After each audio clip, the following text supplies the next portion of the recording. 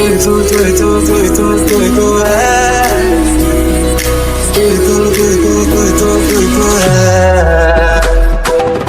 अख मेरी हस देवे जदों मैनू तकदा, जान तो भी ज्यादा तू पास मैनू लगदा।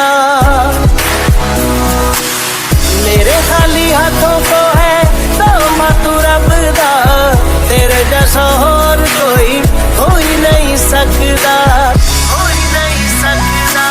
आसमानों पे जो खुदा है उससे मेरी यही दुआ है, चांद ये हर रोज मैं देखूं तेरे साथ मेरे। खुदी मोहब्बत ने अंगड़ाई ली, उनका यूं मुस्कुराना गजब हो गया। तेरी नजरों ने कुछ ऐसा जादू किया, जो दिल पे वो आई मजा आ गया। के कमर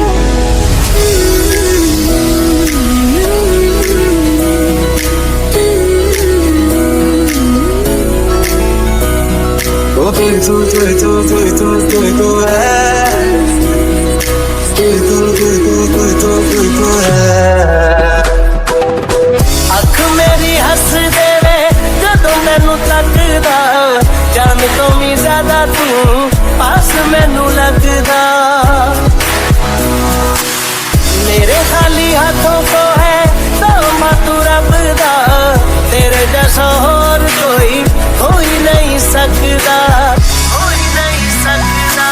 आसमानों पे जो खुदा है उससे मेरी यही दुआ है, चांद ये हर रोज मैं देखूं तेरे साथ मेरे। कुत्ती मोहब्बत ने अंगड़ाई ली उनका यूं मुस्कुरा। हेलो गाइस, आज की इस वीडियो में हम डियर हैरी सीरीज पर बात करेंगे। उससे पहले अगर आपने हमारे चैनल को सब्सक्राइब नहीं करा है तो जाकर जरूर सब्सक्राइब करें और बेल आइकन प्रेस करें। जो इंग एक ऐसी अनजान एंकर है जिसके पास 14 साल का अनुभव है, लेकिन फिर भी वह अपने नाम को जनता के बीच पहचान दिलाने के लिए संघर्ष कर रही है। इतने सालों के अनुभव के बावजूद उसे वह पहचान नहीं मिली जिसकी वह हकदार है। उसकी ज़िंदगी में एक और जटिल पहलू है और वह है उसकी दूसरी शख्सियत जो हीरी। यह उसका दूसरा व्यक्तित्व है जो उसके दिल की गहरी चोट के कारण विकसित हुआ है। जो हीरी उसके व्यक्तित्व का एक सकारात्मक पक्ष है जो अपनी वास्तविक पहचान से अलग होकर जीवन में खुशी और संतुलन खोजने की कोशिश करता है। जो हीरी एक सुपर पॉजिटिव इंसान है और पार्किंग अटेंडेंट के रूप में काम करती है। जो ई हॉल के जीवन में और दूसरी शख्सियत उसे उस भावनात्मक घावों से उबरने में मदद करती है जिन्हें वह लंबे समय से दबाए हुए हैं। दूसरी तरफ जंग ह्योन ओ और जो ह्यून यो का पुराना प्रेमी है। वो दोनों लंबे समय से एक दूसरे के साथ थे, लेकिन फिर भी उनके रिश्ते का अंत हो गया।